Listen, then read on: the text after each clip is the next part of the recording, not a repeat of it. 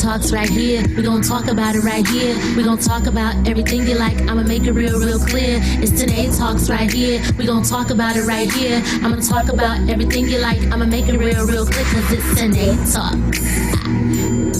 And I'ma talk about it. Yeah, cause it's Tynee Talks. And I'ma talk about it.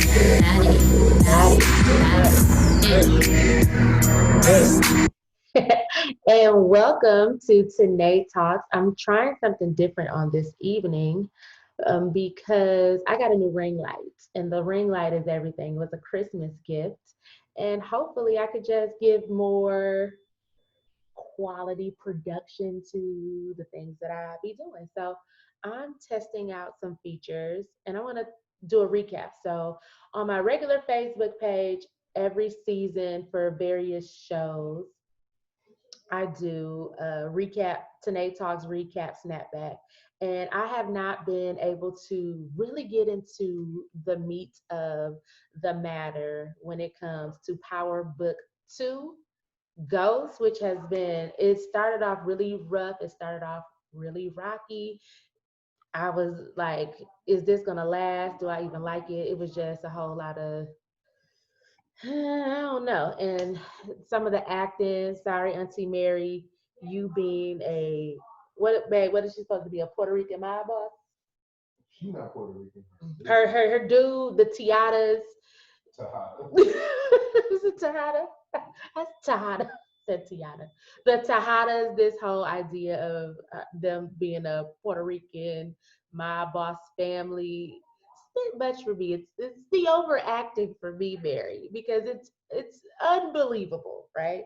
It's unbelievable that you have your soft ass kids in the game that is supposed to be assisting you in running. What borough are they in? They're in like they in Queens. Y'all, you expect me to believe that this pretty little girl is your daughter, and then your I ain't shading, I ain't gonna say what I'm gonna say, but your other son, he's supposed to be wrecking dudes in the streets, in the drug game. The only believable character in all of this is Kane. Kane is a killing ass nigga, okay? He is crazy, he's scary. He makes me believe that he is a crime boss slash cocaine dealer, right? He's very believable. Everybody else, not so much. We know Tariq's history, you know, where he comes from. So Tariq's kind of believable. I found this meme. I'm gonna share it. How do I do that? Oh, oh, oh, oh, oh, oh, oh. I can't find it. There it is. No, that's not it. Okay, never mind. I'm testing this all out, y'all. This is very new to me. Um, so bear with me when I post this. Don't be trying to judge me like that, okay? Because I'm just trying to get into the sewing things. So we got the Tejadas. We got Mary J. Blige overacting. We got your pretty daughter trying to be the voice of reason. We have your other son who has not come to grips with his sexuality, or well, he has come to grips with sexuality, but his love interest ain't out there yet. So I wondered, like, how do y'all feel about when? Oh, hey, David, welcome to my live. I'm testing out my new ring light. Do you love it? Tell me, drop it in the comments. Tell me like what you feel about it. I know I'm late to the party when it comes to this thing, but I'm super excited to have it. So as I'm filming this, I'm also on Instagram Live. So anywho, what was I saying? Oh yeah. So let me know how y'all feel in the comments about one person being out of the closet and the person that they're interested in, not quite ready to let the world know that they prefer a same-sex love. It appears in the show that the dude of interest plays basketball, and he feels like this is going to mess up his opportunities, his basketball opportunities, his relationship with his teammates. He doesn't want to be outed. So that's a little dynamic going on in the show. And then Tariq is out here being the ladies' man. He got 3 little baddies want to be with him. He got Effie. He got the little girl from Everybody Hates Chris, Tasha. And who's the other girl? Oh, the Tejada girl. He got all of them after him. But who do y'all think he should be with? I personally think that, okay, if he wants to maintain his street life, then he needs to be with Effie. Like, Effie is down for whatever. She a down ass chick. She gonna hold you down. She know the streets. She know the code of the streets. She did do some shady stuff in the first Ghost when she snitched on him, but you know, they reconciled that in this last episode where she was just like, I'm a monster, you a monster too, I see the monster in you, we both monsters, right? But if he is trying to be on the straight and narrow, if he wants to get out of this life that he's weaved for himself, then he needs to definitely go with the girl from Everybody Hates Chris. I do not know her name on the show, but if I feel like he's definitely in the same conflict that Ghost had, where Effie is kind of like Tasha, right? The down for whatever chick, you know, I got your back, I'm gonna hold you down, I'm into this street life. But Tasha, the girl from Everybody Hates Chris, she represents what, babe, what's the prosecutor that got killed? That Ghost was in love with? Angela Valdez. Lord, y'all gotta forgive me. Okay. Angela Valdez. She, I think as he matures, will like that's what it'll be. It'll be like his love will fall off for Effie because she's more like the, you know, represents the streets and that type of life. But if he's trying to escape that life, like Ghost was trying to do later on in his maturity, but he was trying to escape that life, then he's going to want a little bit more stability, someone who's more on the up and up. And we saw that in this last episode where he had the opportunity to murder the stripper chick, and he just didn't want to do that no more. Like when Tasha is being a trash ass mom, like sending out the code, like do what you did to Slim. And he looking like he get over to the house and he ready to do it, hand on the trigger and everything. But then he see her packing up her son's stuff and realizing that she ain't trying to go against their family. She really not trying to mess his mother over.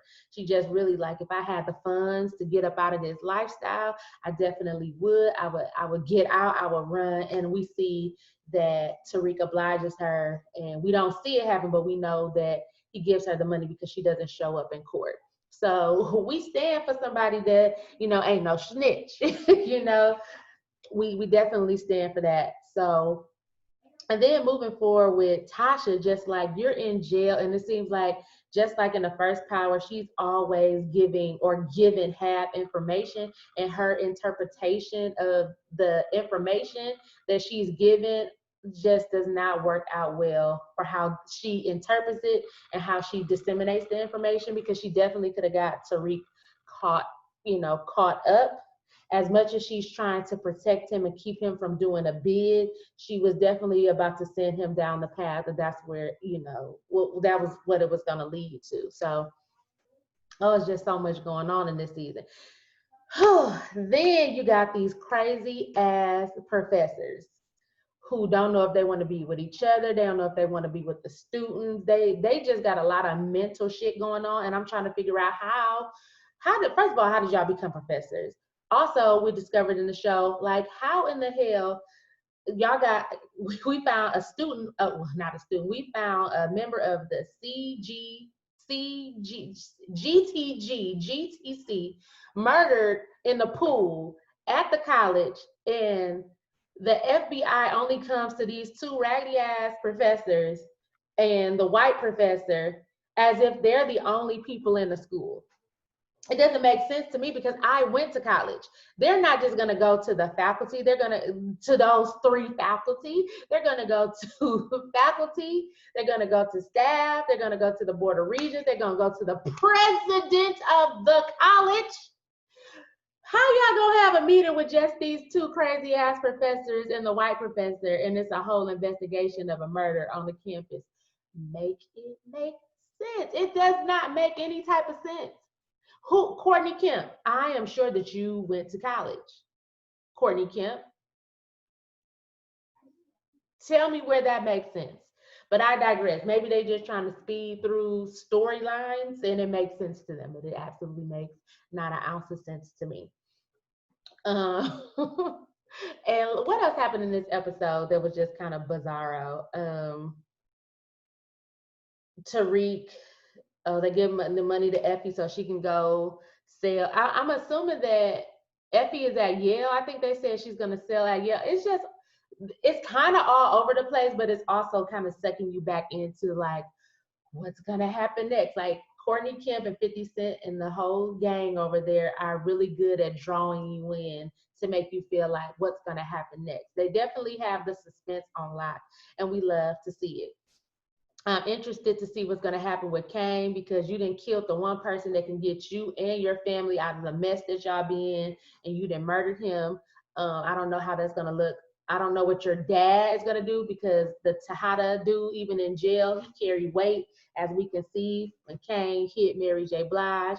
And he went up in there thinking it was all good, and Mr. Tejada had his ass beat. So his name still ring bells in the streets, okay? That's one thing we can say, even with Mary J. Blige's horrible acting.